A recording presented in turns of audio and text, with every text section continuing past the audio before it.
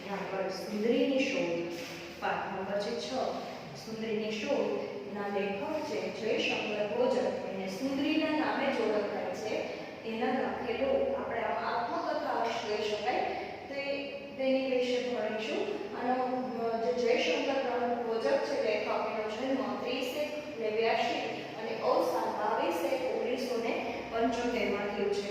જન્મ એનો 1889 સાલમાં 30 જાન્યુઆરીનો અને એનું મૃત્યુ અવસાન 22 જાન્યુઆરી 1975 માં થયું હતું।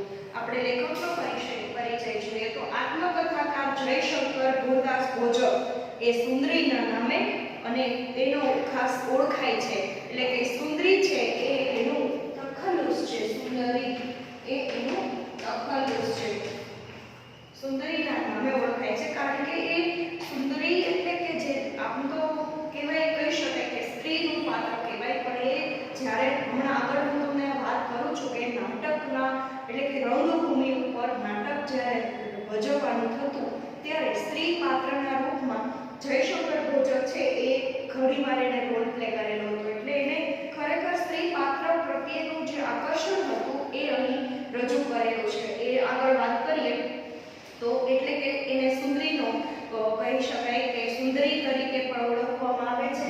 અહીંયા આગળ પણ લખ્યું કે સુંદરી તો એ એનું તખલ્લુસ છે। એનો જન્મ ઉત્તર ગુજરાતના થયો હતો વિસનગરમાં। એમનો અભ્યાસ માત્ર 2 ધોરણ સુધીનો હતો એટલે કે સાવ ઓછું ભણેલા અને ઈસવીસન 1898 થી 901 સુધી કલકત્તા એટલે કે ઉર્દુ નાટક મંડળી ઈસવીસન 1901 થી 1932 મુંબઈ ગુજરાતની નાટક મંડળી સાથે સંકળાયેલા હતા। મોટા ભાગે નાટકો રજૂ કરવામાં અને આ મંડળીમાં જ એનું જીવન વધારે વ્યતીત થયેલું છે। માત્ર 2 જ ધોરણ સુધીનો અભ્યાસ એને એટલે કે બહુ ઓછો અભ્યાસ એને પ્રાપ્ત કરેલો હતો છતાં પણ નાટક ભજવવાનું હોય ત્યારે એની કુશળ એકદમ કારીગરાઈ જે છે કુશળતા છે એનું જે કહેવાય કે એની હોશિયારી છે આપણને આખા પાઠમાં જોવા મળશે। જો પછી આગળ શું છે કે અમદાવાદ રંગભૂમિ આબોહવા સર્જવામાં સક્રિય બન્યા જ્યારે એને 1932માં મુંબઈ ગુજરાતમાં જે આપણે કહી શકાય કે મુંબઈ ગુજરાતીમાં મુંબઈમાં મળેલા ગુજરાતી સાહિત્ય પરિષદના 22મા અધિવેશનમાં કળા વિભાગના પ્રમુખ બન્યા અને 1951માં રણજીતરામ સુવર્ણચંદ્રક એને 1971માં પદ્મ વિભૂષણનો ઇલકાબ મળેલો છે એટલે કે એને એ પણ એવોર્ડ મળેલો છે। 1951માં રણજીતરામ સુવર્ણચંદ્રક અને 1971માં પદ્મ વિભૂષણ ઇલકાબ મેળવનાર છે। આમાં જૂની રંગભૂમિના સુવિખ્યાત નટ સુંદરીની આત્મકથા થોડા આંસુ થોડા ફૂલમાંથી આ પાઠ લેવામાં આવ્યો છે। થોડા આંસુ થોડા ફૂલમાંથી આ પાઠ લેવામાં આવ્યો છે સુંદરીની શોધ જે તેમણે તેમનું નાટ્ય જીવન છે મુંબઈ ગુજરાતી નાટક મંડળીમાં જ વિતાવ્યું છે। આ જે મુંબઈ ગુજરાતી નાટકની મંડળી હતી એમાં પોતાનું જીવન નટ જીવન છે એ વિતાવ્યું હતું। 1901માં ભજવાયેલ સૌભાગ્ય સુંદરી નાટકમાં માત્ર 12 વર્ષની ઉંમરે તેમણે ભજવેલી સુંદરી બાલાની પ્રથમ ભૂમિકામાં જ સહજ સરળ લાવણ્યમય અભિનય પરથી તેમની ઓળખ કાયમ માટે સુંદરી બની ગઈ। જે આપણે કહી શકાય કે 12 વર્ષની ઉંમરે તેમણે ભજવેલી સુંદરીનું નામ પોતે રોલ પ્લે કરેલો હતો સુંદરી બાલાનો એમાં એની આ વસ્તુ એટલે કે સહજ રીતે સરળ રીતે અને લાવણ્ય એટલે એક આકર્ષી શકે એવી રીતે એક નારીનું પાત્ર ભજવી અને આખું એને આ ઓળખ જે છે એ જિંદગીભર માટે સુંદરી તરીકે જ ઓળખાતા રહ્યા। મુંબઈની ગેટી થિયેટરમાં સળંગ 32 વર્ષ સુધી નાટકોના જે સ્ત્રી પાત્ર હતા એને પ્રેક્ષકોને અપાર ચાહના મેળવી એટલે કે ખરેખર આબેહૂબ લાગતું સ્ત્રી પાત્ર છે એને ખરેખર આ પોતાનું જે જીવનમાં નાટકની ભજવતી વખતે એને આ પ્રાપ્ત કર્યું। નટ મંડળ અમદાવાદના ઉપક્રમે મેનો ગુર્જરી ઇત્યાદિ નાટકમાં દિગ્દર્શનને અનુલક્ષીને આજીવન અભિનયના ક્ષેત્રે ઈસવીસન 1957માં રાષ્ટ્રપતિ સુવર્ણચંદ્રક એટલે કે 3 એવોર્ડ એના ખ્યાતનામ મળેલા છે। રણજીતરામ સુવર્ણચંદ્રક પદ્મ વિભૂષણ અને રાષ્ટ્રપતિ સુવર્ણચંદ્રક પણ મળેલો છે।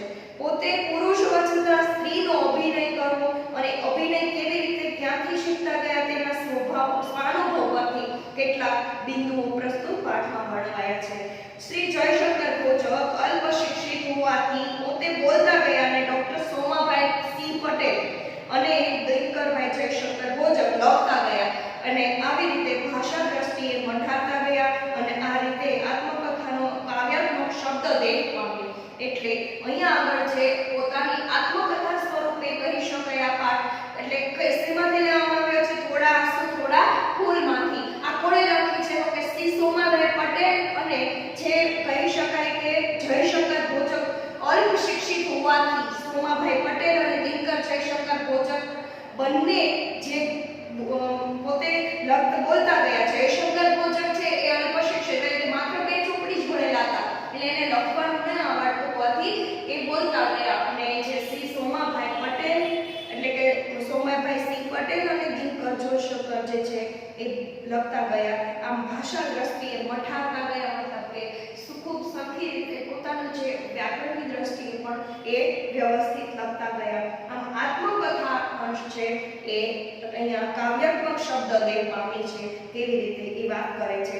સૌભાગ્ય સુંદરી આપણે જે પાઠની વાત કરીએ કે સુંદરીની શોધ છે એ ઘેલા સોમનાથ અને ઘણી બધી એવી રચનાઓ જે છે કે લેખક વાંચતા પોતે એમાં અનુકરણ સ્ત્રી પાત્રો પ્રત્યે એનું આકર્ષણ હતું. પોતાના સ્ત્રી પાત્રો ભજવવા પણ મનપસંદ હતા એટલે અહીંયા આગળ લેખક એની વાત કરે છે કે સૌભાગ્ય સુંદરી નાટક બહાર પડ્યા પછી મંડળીને વધારે સારી આવક કરી આપવા બાપુલાલના જૂના નાટકોને મારી ભૂમિકાને કેન્દ્રમાં રાખી ઝડપથી મૂકવા માંગતા હતા. જે કહી શકાય કે બાપુલાલ અહીંયા આગળ એ પોતાની વાત કરીએ કે બાપુલાલ છે એ પોતે અહીંયા આગળ આ નાટક છે મંડળી છે નાટકની મંડળી છે એમાં બાપુલાલ જયશંકર છે એ એના મુખ્ય ભૂમિકામાં હતા. જેથી કરીને પોતે જેમ કરે એમ આખી મંડળી કામ કરતી. તો સૌભાગ્ય સુંદરી નાટક બહાર પડ્યું ને પછી એને આવક સારી થઈ એટલે શું કામ બધા આખા વિસ્તારમાં એ નાટકની બોલબાલા થવા માંડી. એટલે ખરેખર આ નાટકે ઘણી બધી ખ્યાતનામી મેળવી હતી. સૌભાગ્ય સુંદરી પછી આરામના 8 દિવસ શેઠ ગોપાલદાસ અમને માથેરા લઈ ગયા ફરવામાં. ગોપાલદાસ છે મંડળીના મુખ્ય પ્રમુખ એટલે એને માથેરાન ફરવા લઈ જાય છે. ત્યાં બાપુલાલ મારી પાસે વિક્રમ ચરિત્રની રંભાદૂતવાળી ભૂમિકા તૈયાર કરાવતા હતા. તેમાં મેં મારો દ્રષ્ટિકોણ ક્રમે ઉમેરવા માંડ્યો. પ્રથમ તો સસ્તા વિક્રમ સાથે થયેલી ચર્ચા પ્રમાણે હવે જે સ્ત્રી પાત્ર તરીકે રંભાદૂતવાળીની ભૂમિકા જે છે એ લેખક જયશંકર જે છે સુંદરી તરીકે ઓળખીએ છીએ એ સ્ત્રી ચરિત્ર છે એને સાબિત કરવાનું હતું. પ્રત્યેક પ્રસંગે મગજમાં રાખીને આગલા પાછલા દ્રશ્યમાં અભિનય કરતો.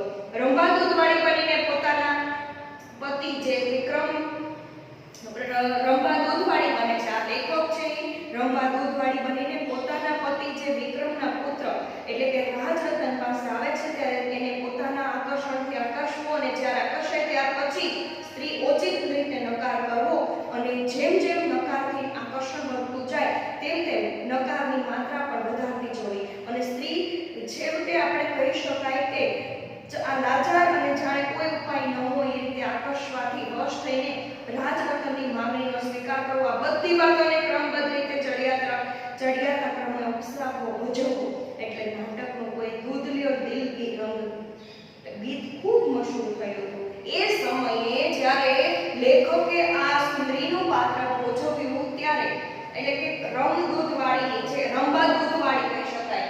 સ્ત્રીઓ રચિત એટલે શું કે સ્ત્રીઓને જે આપણે કહી શકાય કે સ્ત્રીઓને શોભે એવું સ્ત્રીઓ રચિત. તો સ્ત્રીને કેવી રીતે આપણે સ્ત્રીનું અનુકરણ કરવું બહુ અઘરું છે. એટલે કહે છે કે જ્યારે રંભાદૂતવાળીની ભૂમિકા એને તૈયાર કરવાની હતી લેખક પોતે જ સ્ત્રી પાત્રનું ભજવતા હોવાથી સ્ત્રી કેવી રીતે શું કરે છે એના વિશે ખૂબ ઓતપ્રોત રીતે અહીંયા આગળ એ ખૂબ અભ્યાસ કરીને એને એ વ્યવસ્થિત એના ઉપર ઉપસી આવે. કોઈ દૂધ લ્યો દિલ રંગે આ ગીત છે એ પણ એ ખૂબ સરસ રીતે ગાઈને સંભળાવતા અને એ સમયે ખૂબ મશહૂર બનેલું. મશહૂર એટલે ખ્યાતનામ પામેલું. આમ કેટલીક મિલોએ સાડી પંક્તિઓ પણ છપાવેલી હતી, એટલું બધું આકર્ષણ. હવે અહીંયા આગળ જે છે કે રંભા દૂધવાળીની ભૂમિકા ભજવવા માટે લેખકે કેવી તૈયારી કરી હતી એ પણ વાત કરી કે જે દૂધવાળાની ભૂમિકા તૈયારી કરવાની હતી એ માટે આખી વાર્તા સમજી લીધી પહેલા તો લેખકે. એમાં જયશંકરે પોતાનો દ્રષ્ટિકોણ પણ ઉમેર્યો અને આ નાટકના પ્રસંગો આ પ્રમાણે હતો કે રંભા દૂધવાળી બનીને પોતાના પતિ અને વિક્રમના પુત્ર રાજરત્નને પાસે જવું છે અને એને પોતાના આકર્ષણથી આકર્ષવો છે.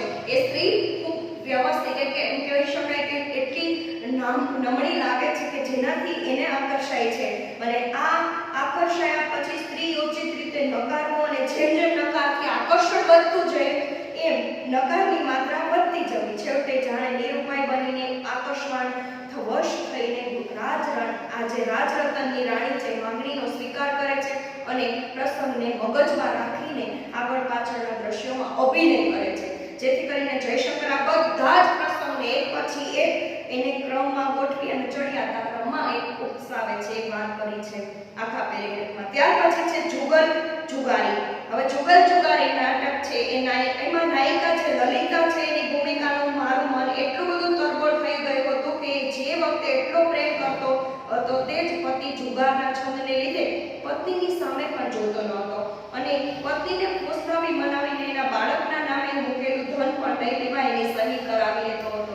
જુગલ જુગારીના જે સાઈડ આમાં છે નાટકની વાત કરી છે કે લલિતા છે એને ખરેખર કેવું જુગલ કરતો હતો કે એ એની સામે પણ ન જોતો. જુગાર પાછળ એટલો બધો ગાંડો ભેગો થઈ ગયો હતો કે એને બાળકોની જે કંઈ એના નામે મૂકેલી ધન એટલે કે આપણે અત્યારે કહી શકાય કે એફડી બાળકોના નામના જે કંઈ પૈસા મૂક્યા હોય એ પણ એને સહી કરાવી અને ઉપાડી લેવા માટે જુગાર રમવા માટે ખરેખર એ કેવી રીતે કરે છે એની વાત કરી છે કે પત્નીને ફોસલાવી મનાવીને એના બાળકોના નામે મૂકેલું ધન હોય એ પણ લઈ લેતો. આથી મારા મનમાં લલિતાની ભૂમિકાનો સમગ્ર ખ્યાલ ઊભો થયો. સરળ વાચી અભિનય વખતે મારી આંખમાંથી દોડ આંસુ સરવા લાગ્યા અને છેલ્લા શબ્દો તો ઉચ્ચારવા પણ કઠણ થઈ પડ્યા. બાબુલાલ નાયકે મને ઉત્સાહિત કરતા કહ્યું કે જે અસર અત્યારે તને થઈ છે તે જ અસર પ્રેક્ષકો પર થશે.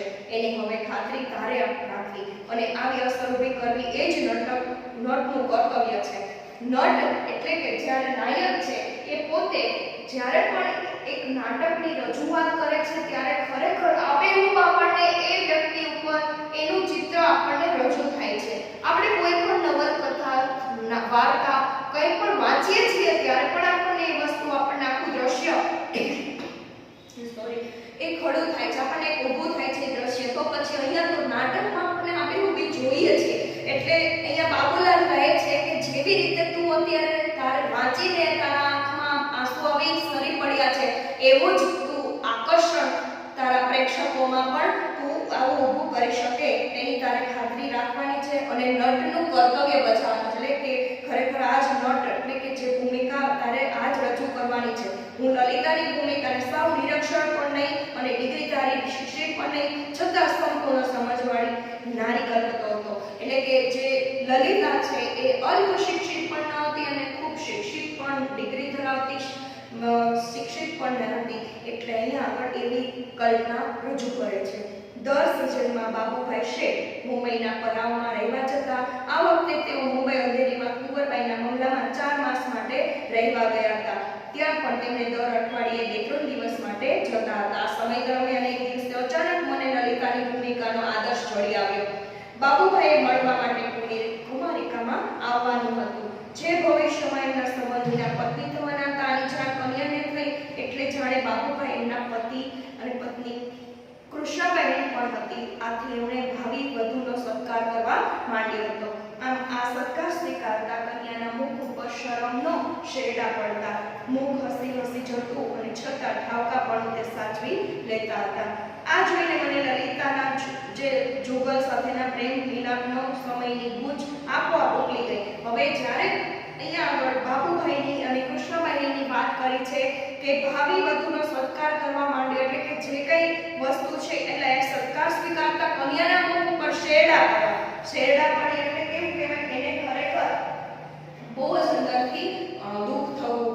એટલે કહે છે કે એ જોઈ અને મને લલિતા અને જુગલનો જે પ્રેમ છે એનો જે ગૂંચ હતી એના બંને વચ્ચે એ આપોઆપ ઓગળી ગઈ. વસ્ત્ર પરિધાન કરવાની રીત સમ પ્રમાણમાં છૂટદાર હતી. લલિતાનો પોશાકનો ઉકેલ પણ મને મળી ગયો. મને એ કન્યા સાથે વાતચીત કરવાની ઈચ્છા થઈ હતી.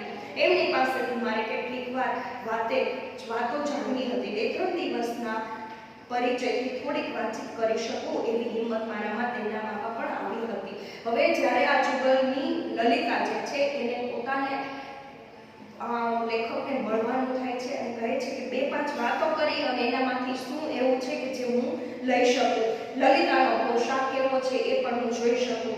આમ એક નમતે બપોરે દીવાનખાનામાં તેઓ પોતાના પોલકાની બાયોની બહુ બાંધતા હતા.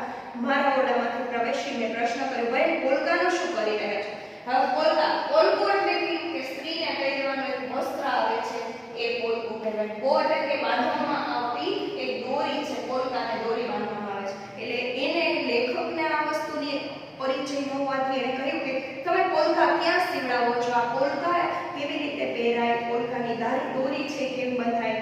પોલકા સીવડાવવાનું મને ઠેકાણું આપશો? આવા બધા પ્રશ્નો કરવા માંડ્યા. પોલકાનો કલર સાથે આ બાબોનો કલર ખૂબ સરસ રીતે જામે છે કે એની જે દોરી છે એ પણ બહુ સરસ લાગે છે. એટલે બહેન હસીને મને છૂટથી જવાબ આપ્યો કે એ દરજીનું ઠામ ઠેકાણું પણ બતાવ્યું અને આ બધું દરજીનું કામ છે. એ વખતે એમને સ્વપ્નમાં પણ ખ્યાલ નહોતો હું મારું અવલોકન એમને રંગમંચ પર ઉતારવા માટે કરી રહ્યો છું. તેમ સાંગોપાંગ એ જ વસ્તુ, મોઢું એ જ સંકોચ અને છૂટથી આપેલા જવાબ તે બહુ જ લલિતાની નાની ભૂમિકામાં ઉતારવાનો છે. આમ 2-3 દિવસમાં મારા અવલોકનથી લલિતાની ભૂમિકા માટે હું ઘણું શીખીને આવ્યો હતો.